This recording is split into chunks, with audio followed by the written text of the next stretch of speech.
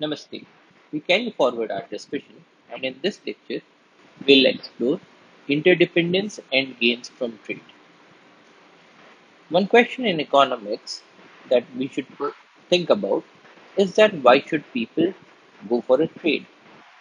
If I can do everything by myself, should I not be doing everything by myself?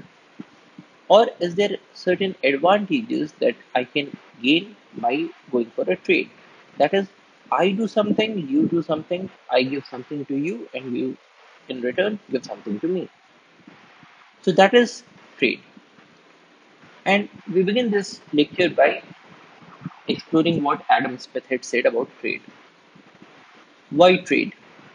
It is a maxim of every prudent master of a family never to attempt to make at home what it will cost him more to make than to buy. So here Adam Smith is saying that for any prudent master of a family, that is, remember that we had said that in economics we consider that everybody is a rational person. So if somebody is rational, if somebody is prudent, then what the prudent person does is that he or she never attempts to make at home what it will cost him more to make than to buy, which means that if suppose you can make potato chips at home or you can buy it from outside. Now, if you can make potato chips and if it is costing you say 100 rupees for 1 kg of potato chips, but when you go to the market, you can find it for say 80 rupees. So in that case, it makes more sense to buy it from the market. So it is a maxim of every prudent master of a family never to attempt to make at home what it will cost him more to make than to buy. The tailor does not attempt to make his own shoes, but buys them of the shoemaker. Why? Because the shoemaker probably is able to make it at a cheaper cost, especially because the shoemaker is in the profession of making the shoes. So he has all different kinds of equipments. He has sufficient training that is required to make the shoes. Now, because of having better equipments, because of having better training, probably the shoemaker is able to make a shoe for much cheaper than what it would have required the tailor to make a shoe. So the tailor does not attempt to make his own shoes, but buys them of the shoemaker. The shoemaker does not attempt to make his own clothes, but employs a tailor. Why? Because here again, for making clothes, it will require a very different set of equipment, it will require a very different set of training. And probably the tailor has those equipments, probably the tailor has that training, because of which he is in a much better position to make clothes and much cheaply. So in this case, the shoemaker buys the clothes from the tailor. He does not attempt to make the clothes by himself. The farmer attempts to make neither the one nor the other, but employs those different artificers. That is, the farmer, when he has to buy shoes, he goes to the shoemaker. When he wants to have cloths, he goes to the tailor. He does not attempt to make shoes or attempt to make the clothes because he is not a specialist. He does not have the equipment, he does not have the training. And if he tried to make clothes or shoes, then probably it will cost him much more than buying it from the market or from the tailor or from the shoemaker. Especially because in the case of a number of articles, the equipments that are required, they are costly. So probably the farmer can say buy a pair of shoes for say 500 rupees. But the equipment that is needed to make those shoes probably that costs say 2 lakhs of rupees. Now in that case, it does not make any sense for the farmer to buy these equipments for 2 lakhs of rupees when he can buy a pair of shoes for just 500 rupees. So this is what Adam Smith is saying. The farmer attempts to make neither the one nor the other, but employs those different artificers. All of them find it for their interest to employ their whole industry in a way in which they have some advantage over their neighbors. So everybody finds it in their own interest to employ their own industry, that is, to devote their time and to devote their effort in something in which they have an advantage over their neighbors, and to produce with a part of its produce, and to purchase with a part of its produce, or what is the same thing, with the price of part of it, whatever else they have occasion for. So it is in the interest of everybody to spend their time and effort in something in which they have an advantage over their neighbors. So the tailor is spending his time and effort in making clothes because he has an advantage over the shoemaker and over the farmer in making of clothes. So he can make clothes much more cheaply, or in other words, in any particular day, he can make many more clothes than could be made by, say, the shoemaker or the farmer. So, in this case, the tailor has an advantage over his neighbors in making of clothes. Similarly, the shoemaker has an advantage over tailor and the farmer in making of shoes. So, it is in the interest of everybody to employ their whole industry in a way in which they have some advantage over their neighbors. But because you require other things as well, because the tailor requires shoes, so what he will do, he will produce an excess of clothes. He will then give these clothes to his neighbors, and in exchange, he will get the shoes or the food grains. So he will purchase with a part of its produce, which means that he is having an excess of clothes, and he will use some part of this production, that is, these excess of clothes, to purchase the other things. Now, in place of giving clothes, the other way out is that he can use the price mechanism. So, whether he gives a cloth or whether he sells those clothes and gives the money, it's one and the same thing. To purchase with a part of its produce, or what is the same thing, with the price of part of it, whatever else they have the occasion for. So whatever else he wants to purchase, he will use his excess clothes, or he will use the money that he is getting from selling these excess clothes to purchase whatever else he needs. Now, this is something that we observe on a day to day basis. So, nobody tries to do everything because it is in their own self interest. But what this small story is telling us is a few salient points. People do not make anything or do not do something in which case it will cost them more to make than to buy. So, this is the first thing. If there is something that you can procure at a cheaper cost than that of making, then probably you will go for procuring it. And why do people do that? Well, because people are rational beings.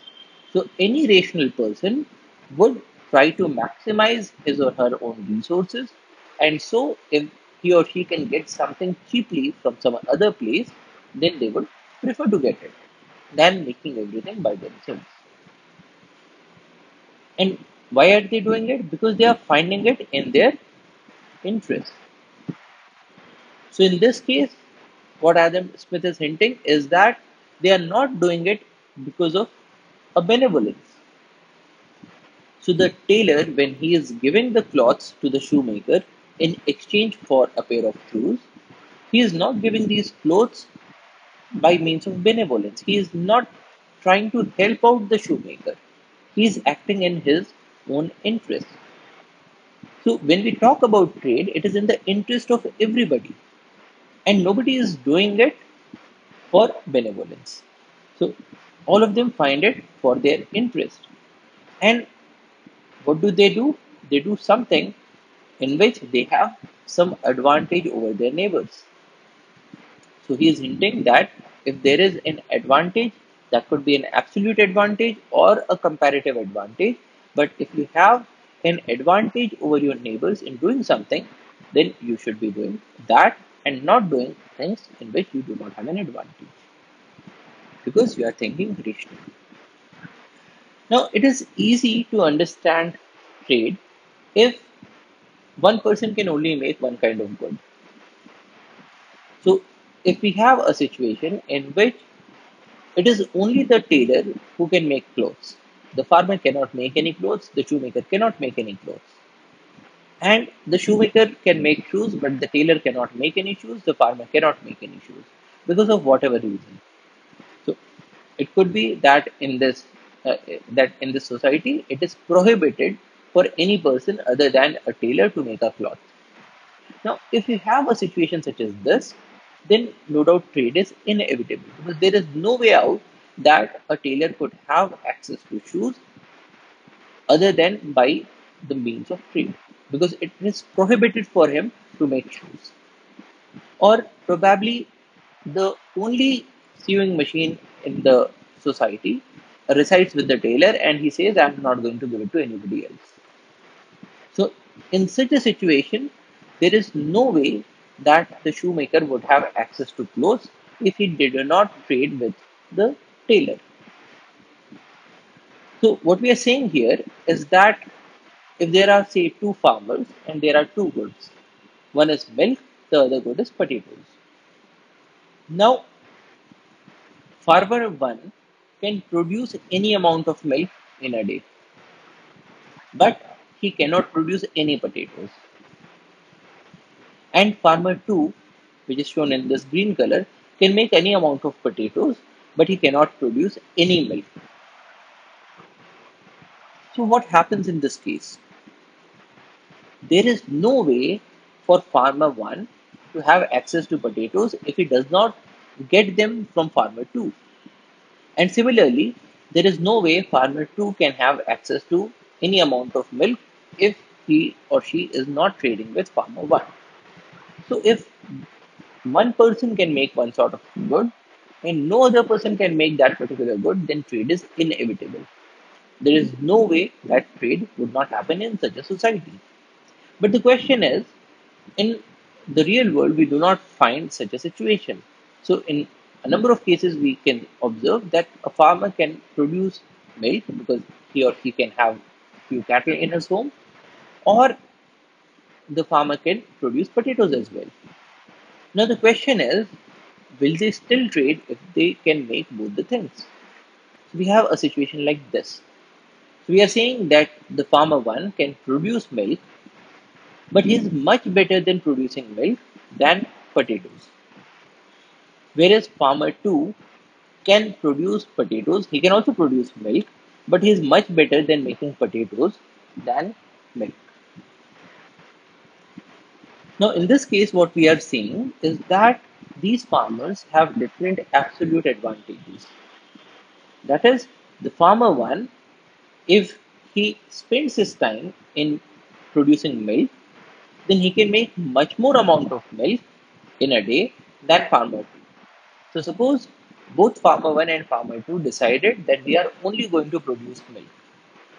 So in that case, farmer 1 will be producing this much amount of milk and farmer 2 will be producing this much amount of milk. So what we are seeing here is that farmer 1 has an absolute advantage in the production of milk. And similarly, farmer 2 has an absolute advantage in the production of potatoes because farmer 2 can make this much amount of potatoes in a day, whereas farmer 1 could only produce this much amount of potatoes in a day. So, if there is a difference in absolute advantages, what is absolute advantage? The ability to produce a good using few inputs or fewer inputs than another producer. So, in this case, what we are observing is that to produce a quantum of milk, so let us say that both the farmers have only 8 hours in a day in which they can work. Now, let us suppose that farmer 1 can make, say, 8 liters of milk in a day. So, in an hour, he can make 1 liter of milk. Whereas farmer 2 can only make 2 liters of milk in a day.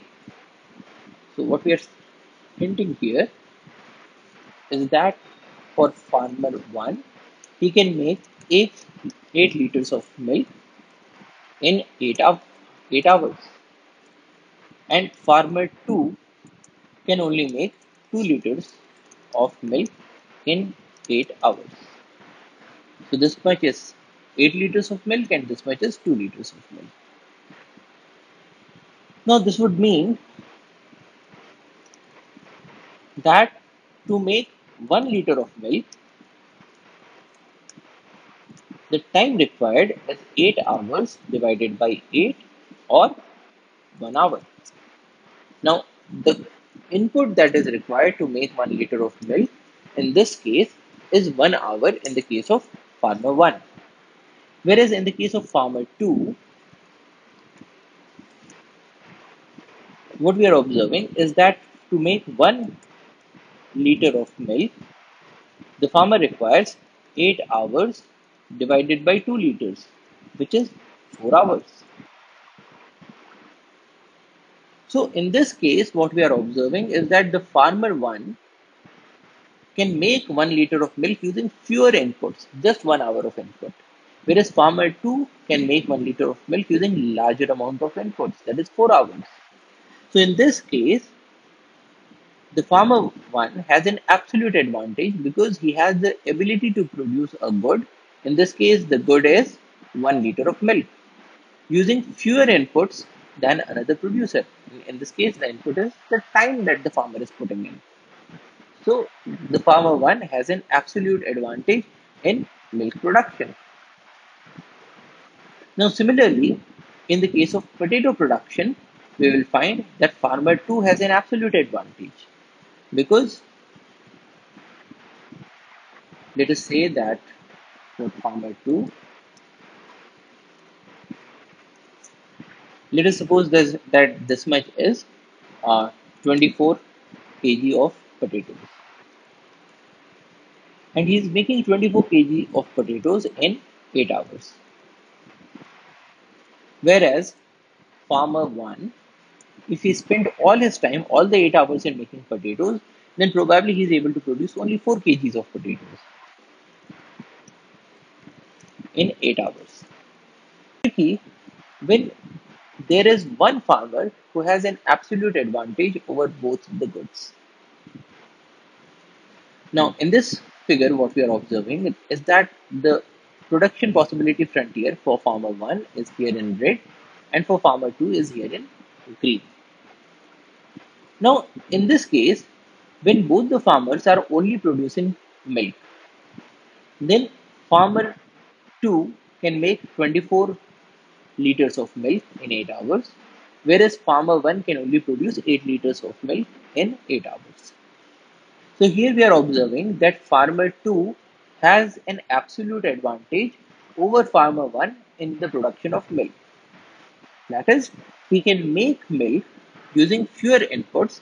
In this case, if you look at the time that would be required, so for farmer 2, in 8 hours, he can make 24 liters of milk,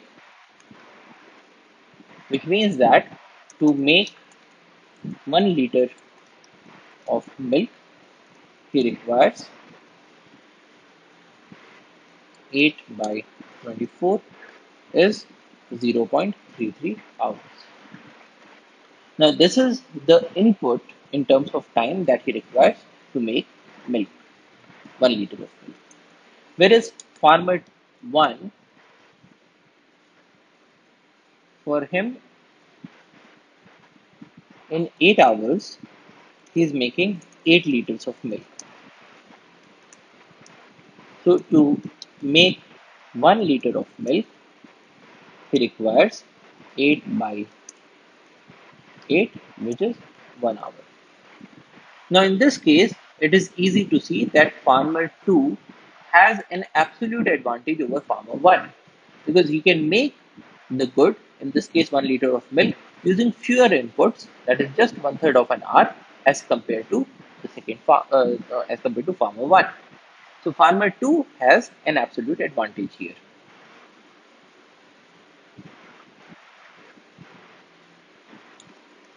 Farmer 2 has absolute advantage.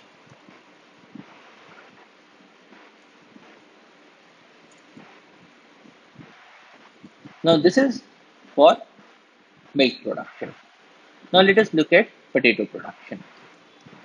Now in this case, farmer 2, in 8 hours, if he only produced potatoes, he would have made 48 kg of potatoes. So to make 1 kg of potatoes, he requires 8 by 48, which is 1 by 6 hours or 10 minutes.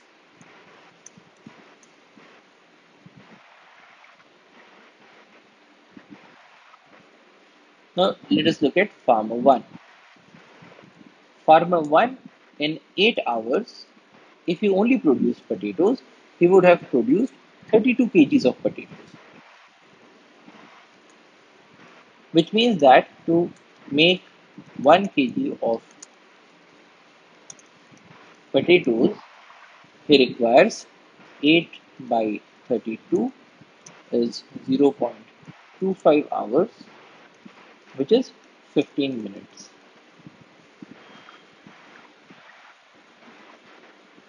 Now, in this case, when we talk about potato production, farmer 2 requires 10 minutes and farmer 1 requires 15 minutes. So here again, we are observing that farmer 2 requires less inputs. He requires only 10 minutes of input, whereas farmer 1 requires 15 minutes of input. So in this case, farmer 2 has an absolute advantage. So what we are observing here is that when we talk about potatoes, farmer 2 has an absolute advantage. When we talk about milk, farmer 2 has an absolute advantage. So farmer 2 in this case is having an absolute advantage in both these goods, potatoes as well as milk. So now the question is, if farmer 2 is more efficient at producing potatoes and is more efficient in producing milk as well, should he go for a trade? Does it make any sense for both of these farmers to go for a trade? And that is the question. And as we will see, yes, here again there is an advantage if both of them went for a trade. So here we come to the concept of comparative advantage.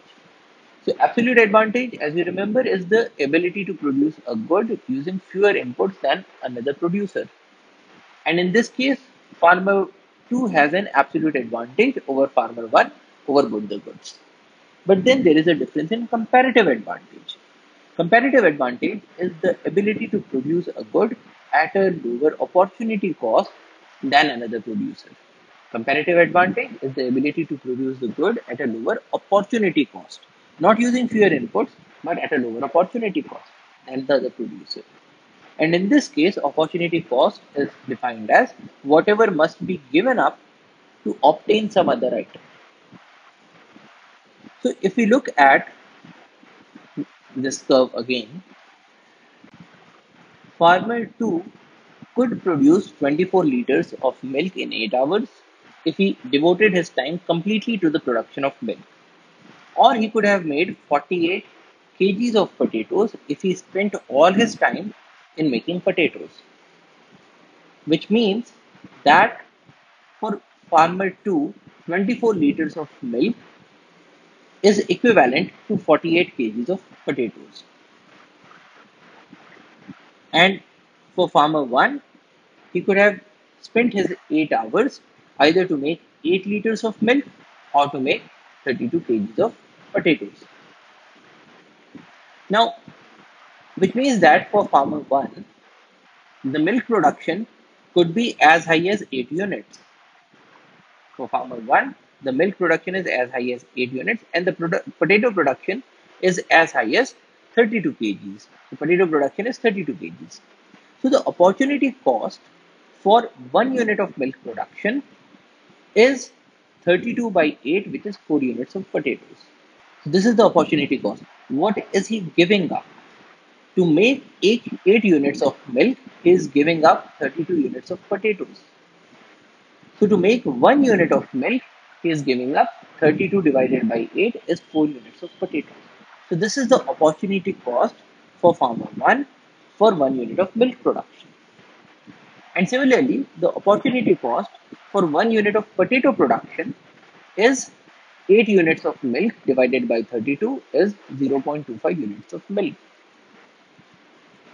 So these are the opportunity cost for farmer 1. The opportunity cost for 1 unit of milk is 4 units of potatoes, and the opportunity cost for 1 unit of potato is 1 by 4 or 0.25 units of milk. Now, similarly, for farmer 2, he could have made 24 units of milk or 48 units of potatoes. So, if farmer 2 devotes all his time for milk production, he makes 24 units. If he spends all his time for potato production, he can have 48 units of potatoes. So the opportunity cost for 1 unit of milk production is how much amount of potatoes is he giving up to make 1 unit of milk. To make 24 units of milk, he is giving up 48 units of potatoes. Because when he is devoting all his 8 hours into milk production, he is having 0 units of potatoes. So he is giving up 48 units of potatoes. So to make 1 unit of milk, he is giving up 48 by 24 is 2 units of potatoes. And similarly, to make 1 unit of potatoes, he is giving up 24 by 48 is 0.5 units of milk. Because to make 48 units of potatoes, he is giving up 24 units of milk. So to make 1 unit of potato, he is giving up 24 by 48 is 0.5 units of milk. Now, if we make a table of the opportunity cost of both of these farmers. For farmer 1, we have seen that the opportunity cost for milk is 4 units of potatoes. So the opportunity cost for 1 unit of milk is 4 units of potatoes. And the opportunity cost for making 1 unit of potato is 0.25 units of milk, which we are writing here is 0.25 units of milk. For farmer 2, the opportunity cost for making 1 unit of milk is 2 units of potatoes, 2 units of potatoes here. And the opportunity cost for making 1 unit of potato is 0.5 units of milk, which we write here 0.5 units of milk. Now, if you look at farmer 1, he has a comparative advantage in producing potatoes because to make 1 unit of potato, he needs to give up only 0.25 units of milk, whereas farmer 2 would have to give up 0.5 units of milk. So farmer 1 is giving or is leaving out only 0.25 units of milk for 1 unit of potatoes, whereas farmer 2 has to give up a lot more, double the amount to make 1 unit of potato. So farmer 1, we can see that he has a comparative advantage for potato production. And similarly, when we talk about milk production, farmer 2 will have to give up only 2 units of potatoes for 1 unit of milk, whereas farmer 1 would have to give up 4 units of potatoes. So farmer 2 has a comparative advantage when it comes to milk production because he has to give up only 2 units of potatoes, whereas farmer 1 would have to give up 4 units of potatoes. So farmer 2 has a comparative advantage for milk production. So here, even though farmer 2 was having an absolute advantage in both potato production as well as milk production, what we are observing is that while farmer 2 has a comparative advantage for milk production, he does not have a comparative advantage for potato production. Farmer 1 has the comparative advantage. Now, in the case of trade, people can go for a trade because they have different comparative advantages. And so, if they go for a trade, then it will be for their own mutual advantage.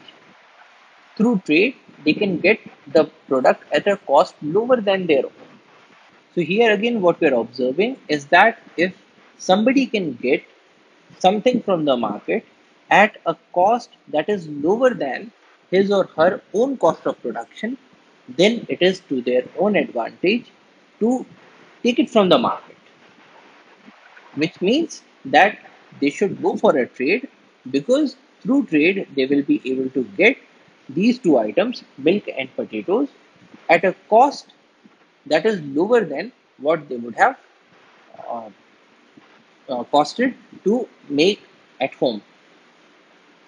So The farmer one who has a comparative advantage for potato production should produce more amount of potato than what he needs, and the excess he should sell to the market in exchange for milk.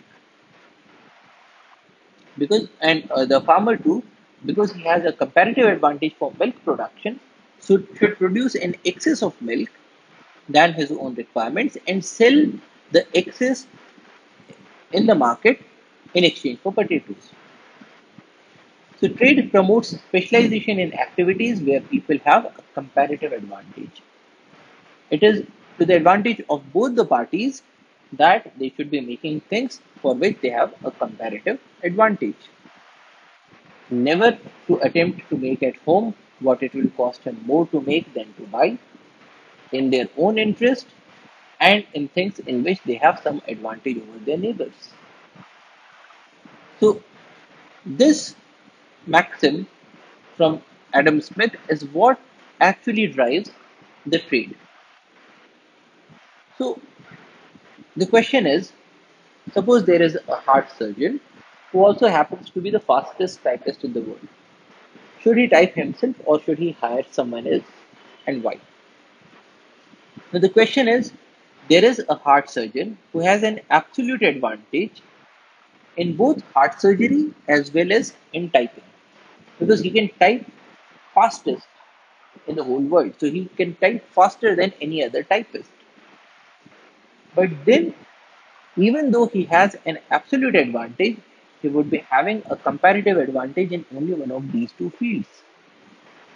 And so he should not do the typing himself, he should hire someone, because he has a comparative advantage in heart surgery. And if he has a comparative advantage in heart surgery, he probably does not have a comparative advantage in typing. So, for instance, in 1 hour, if he was doing a heart surgery, say he was earning 10,000 rupees, but he could hire a typist for say 100 rupees for an hour.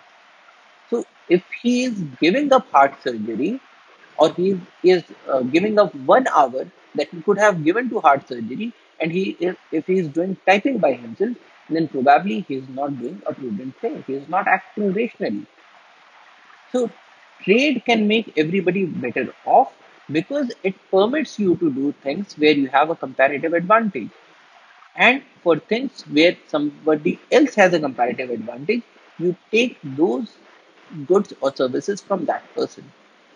So here the heart surgeon should not be doing the typing himself. He should be hiring a typist, even though he has an absolute advantage when it comes to typing. Now the next question is, what should be the price of trade? That is, at what rate should 1 unit of milk be exchanged in the market for potatoes?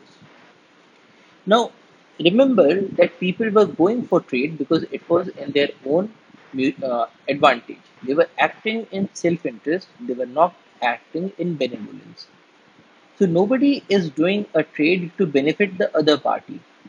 They are getting into trade because it is to their own advantage.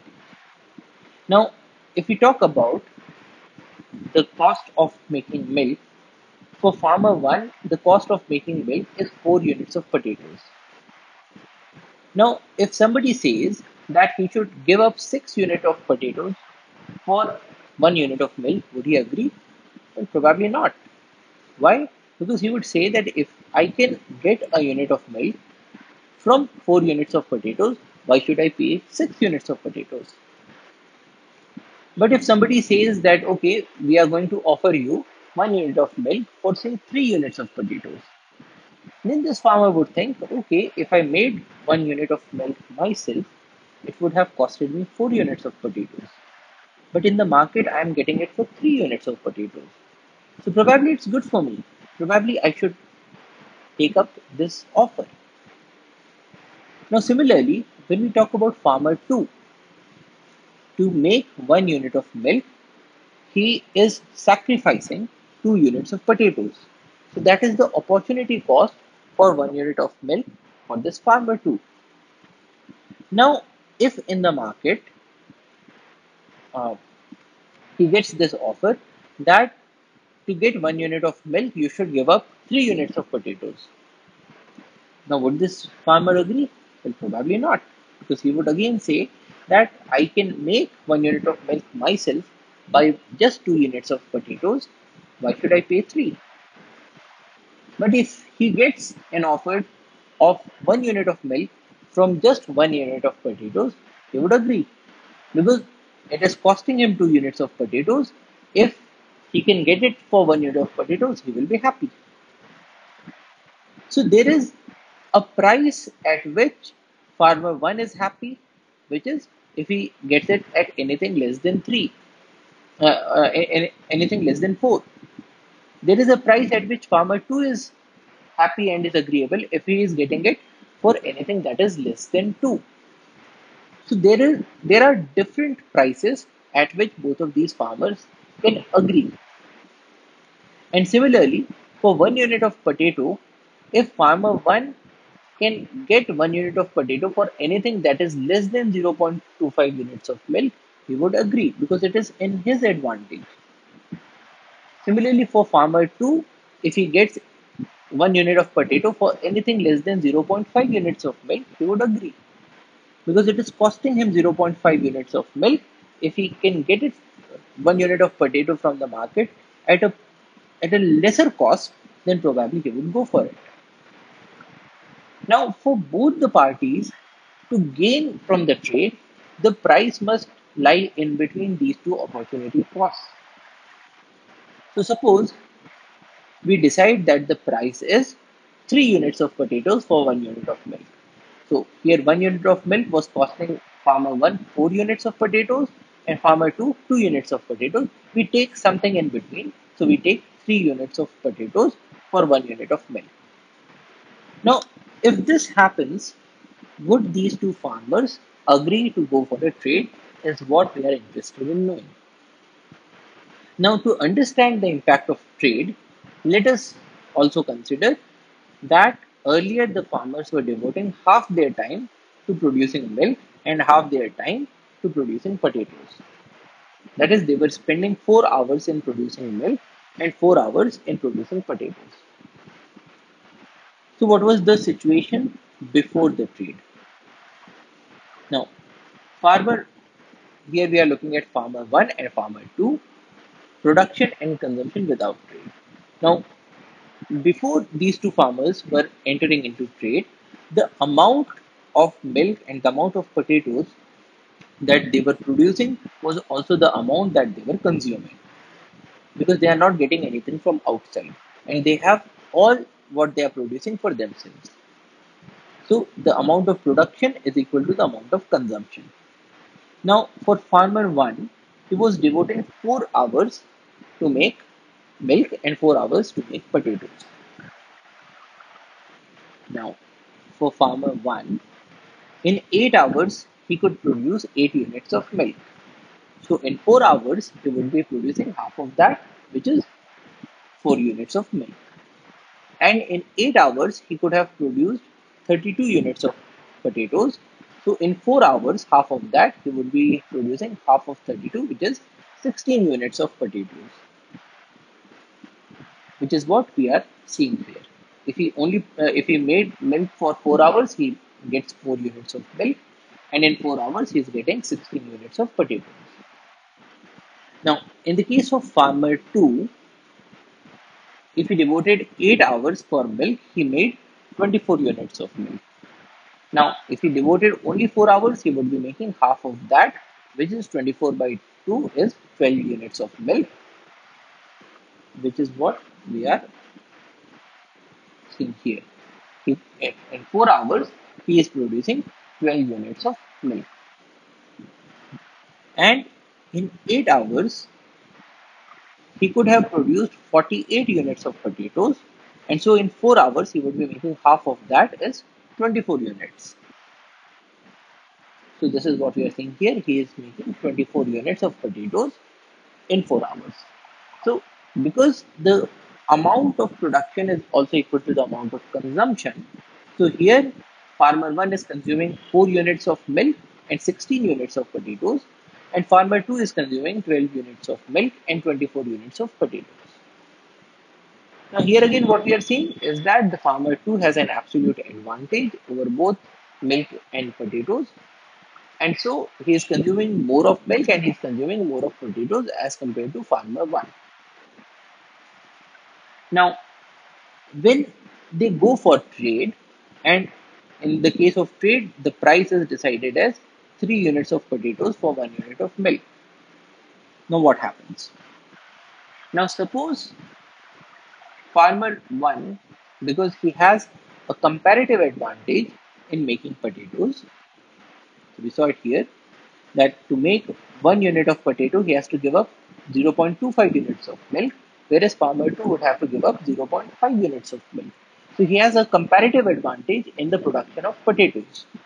So farmer 1 decides that I will spend all my 8 hours in making potatoes.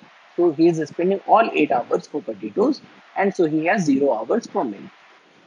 Now in 8 hours, farmer 1 can produce 32 units of potatoes. So which is what we are seeing here. So he is producing 32 units of potatoes and 0 units of milk. Now farmer 2 has a comparative advantage when it comes to milk production. So in the case of milk, farmer 2 has the cost of 2 units of potatoes for a unit of milk, whereas farmer 1 has 4 units of potatoes for 1 unit of milk. So farmer 2 has a comparative advantage.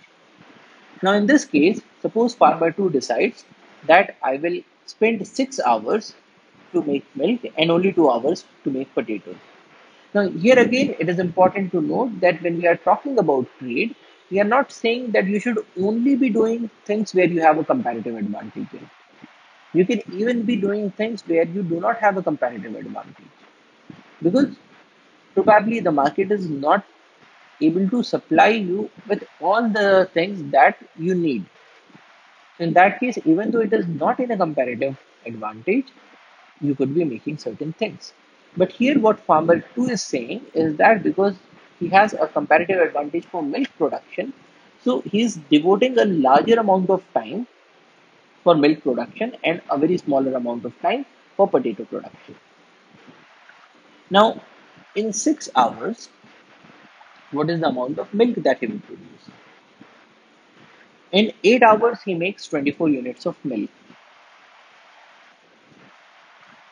So, in the case of, we are talking about farmer 2, in 8 hours, he makes 24 units of milk, which means that in 1 hour he would make 24 by 3 by 8 is 3 units of milk, and in 6 hours he would be making 3 into 6 is 18 units of milk. So in 6 hours he is making 18 units of milk, and he is only spending 2 hours for potato production. Now in this case what we are saying is that when we talk about potato production for farmer 2, in 8 hours he could have made 48 units of potatoes. So in 1 hour he would have made 48 by 8, which is 6 units of potatoes. So in 2 hours he makes 6 into 2, which is 12 units of potatoes, which is what we are putting here.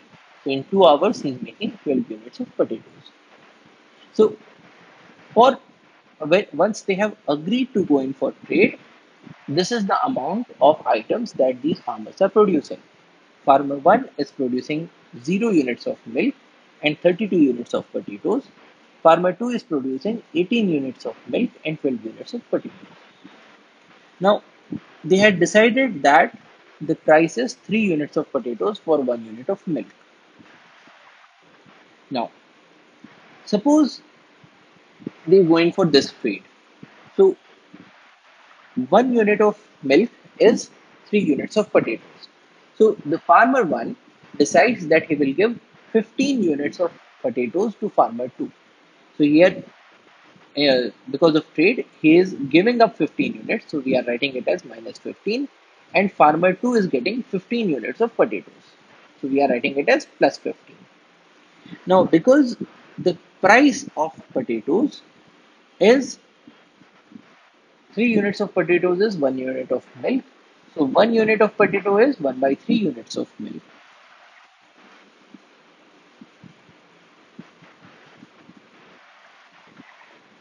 3 units of potatoes is equal to 1 unit of milk, which means that 1 unit of potatoes is equal to 1 divided by 3 units of milk. So 15 units of potatoes is equal to 1 by 3 times 15, which is equal to 5 units of milk. Now, with this price, 3 units of potatoes is 1 unit of milk. 15 units of potatoes is equivalent to 5 units of milk. So because farmer 1 was giving 15 units of potatoes to farmer 2, he will be getting 5 units of milk in return. So farmer 2 is giving 5 units of milk, so we are writing it as minus 5. And farmer 1 is getting 5 units of milk, which we are writing as plus 5. So what is the consumption after the trade? Now, for farmer 1, he was not producing any milk, but he's getting 5 units of milk from farmer 2. So the total unit that he has now is 5 units. 0 plus 5. He was producing 32 units of potatoes. He gave up 15 units of potatoes to farmer 2, and so he's left with 17 units of potatoes. So the consumption after trade for farmer 1 is 5 units of milk and 17 units of potatoes. Now similarly, for farmer 2, he was making 18 units of milk. He gave up 5 units to farmer 1, and so he is left with 13 units of milk. And he was making 12 units of potatoes. He got 15 units from farmer 1, and so now he has 27 units of potatoes. Now, what is the gain from trade? Is there any increase in consumption or is there a decrease in consumption? So earlier, without trade, farmer 1 was having 4 units of milk. After trade, he has 5 units of milk. So there is an addition. So because of this trade, he can consume 1 extra unit of milk. What about potatoes? Earlier, he was consuming 16 units of potatoes. Now he is consuming 17 units of potatoes, which means that the potato consumption has also increased. So here, farmer 1 is consuming more of milk and more of potatoes because of the trade, which means that the farmer 1 has added to his well-being. He has added to his advantage. Earlier, he was consuming less of milk and less of potatoes. Now he is consuming more of milk and more of potatoes. What about farmer 2? Earlier, he was consuming 12 units of milk. Now he is consuming 13 units of milk, which means that he has an advantage of plus 1. So he is now consuming more milk. What about potatoes? Earlier, he was consuming 24 units of potatoes. Now he is getting 27 units of potatoes to consume. So now he has an advantage of plus 3 units. So he is consuming 3 extra units of potatoes than what he was consuming before the trade. So even in the case of farmer 2, he is now consuming more of milk and more of potatoes. So it is adding to his well-being or his welfare as well. So what we are observing here is that because of trade, both farmer 1 and farmer 2 have increased their consumption. They are now having more of resources. So trade has added to the benefit of both of these parties. Trade has benefited farmer 1 and it has also benefited farmer 2. Which means that when we said that the trade increases the welfare of all the parties involved, this is an example of that. Now, how can this trade happen? This trade can occur in two ways. There could be a barter system. Now, in the case of a barter system, what happens is that both of these parties come to the market and they exchange these goods with each other. So, for 3 units of potatoes, they exchange it for 1 unit of milk. So, both these farmers will go to a market with their produce of potatoes and milk that they want to trade, and there they will be exchanging these two produce amongst themselves. The other way is through a market using currency. So this trade can occur through a barter system or in a market. And in the next module, we will have a look at the markets. So essentially what we are seeing in this lecture is that we began with this saying from Adam Smith that if you can get something cheaply from the market, then what it costs you to make at home, you should probably get that thing from the market. Because rationally, it would be to your own benefit. It would be in your own interest. And this interest or this sort of a trading helps people to do those things where they have an advantage over their neighbors. Now, this advantage could be an absolute advantage or a comparative advantage. So, we observe that if you have a society where one good can only be made by one person and the other good can only be made by the second person, then of course trade is inevitable, because if the first person wanted to have access to the second thing, he could only get it through by means of trade. Trade is also very obvious if both the parties have an absolute advantage over something. So if farmer 1 has an absolute advantage in production of milk and farmer 2 has an absolute advantage in the production of potatoes, then trade becomes obvious. And here we define absolute advantage as the ability to produce a good using fewer inputs than the other producer. So absolute advantage means that you are requiring less amount of inputs than the other producer, probably because you are more efficient. So absolute advantage is talking about efficiency. But then even in cases where you do not have an absolute advantage, then too trade makes sense if there is a difference in the comparative advantage. And comparative advantage is the ability to produce a good at a lower opportunity cost than the other producer, where opportunity cost is defined as what must be given up to obtain some other item. Now, the concept of comparative advantage is important because even though a person has an absolute advantage in doing one or more of things, he may not be having a comparative advantage over all of them. Because there are some activities that say pay at a much greater rate than some other activities.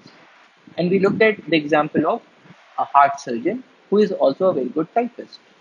Now, if he is doing heart surgery, he can earn much more per hour than when he can do when he is doing typing. So it makes much more sense for the heart surgeon to devote his time to heart surgery, earn a lot more, and then spend a part of it to hire a typist. So comparative advantage tells us why, even though there could be some people who have an absolute advantage in doing many things, they should still go for a trade, and trade is still going to make them better off. Next, we had a look at this case where there is a farmer who has an absolute advantage over two goods, both milk production and potato production. And we saw the opportunity cost for both of these farmers for both of these goods.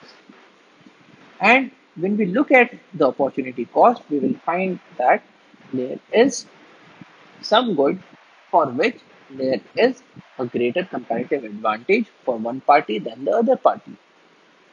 Now, of course, if both of these farmers were making things at a proportional rate, that is, if both of these curves were parallel to each other, then it is also possible that there is no party who is having a comparative advantage. Because, say, farmer 2 was producing 24 units of milk or 48 units of potatoes, and farmer 1 was producing either 8 units of milk or 16 units of potatoes. So, in that case, the ratio would have been the same for both the farmers. 24 by 48 is 0.5 and 8 by 16 is 0.5. And in that case, the opportunity cost for these items would have been the same for both these parties. But then in a real life situation, we do not just have two parties, we have multiple parties. So in that case, there would have been some other person who would be having a difference of opportunity cost. So when we talk about market, we talk about a number of buyers and a number of sellers. So which makes trade even more lucrative. But in this case, what we observed was that there was a difference in the opportunity cost. So while farmer one was having a competitive advantage for potato production, because for 1 unit of potato he was it was costing him 0.25 units of milk, whereas for farmer two it was costing him 0.5 units of milk. So farmer one was having a comparative advantage for production of potatoes.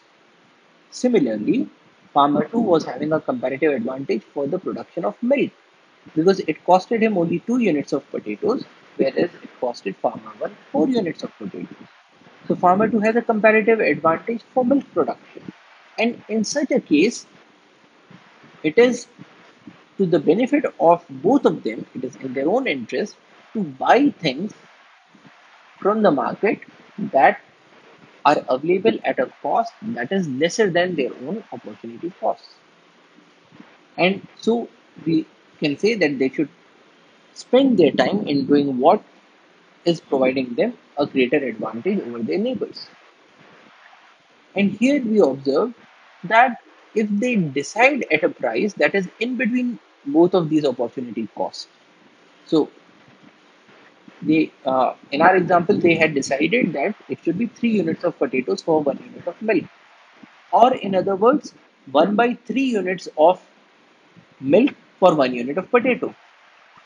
So it is 1 unit of potatoes is equal to 1 by 3 units of milk, which is 0.33 units of milk. Now we can observe that 3 is between 4 and 2 and 0.33 lies between 0.25 and 0.5. So if they come to a figure that is in between their opportunity cost, then that could be a good price point at which they can trade. And when they do this trading, we observe that they are increasing their consumption of both milk and potatoes. So there is a gain of trade for both the parties, which is what we had observed in the 10 principles of economics. Trade can make everyone better off. So that is a short introduction about what is trade and why people go for trade. And as we'll observe in the later lectures, this trade can have a very important ramification for conservation because people might even go for a trade for those items that harm the environment. So we'll build on upon this topic in the later lectures. That's all for today. Thank you for your attention. Join me.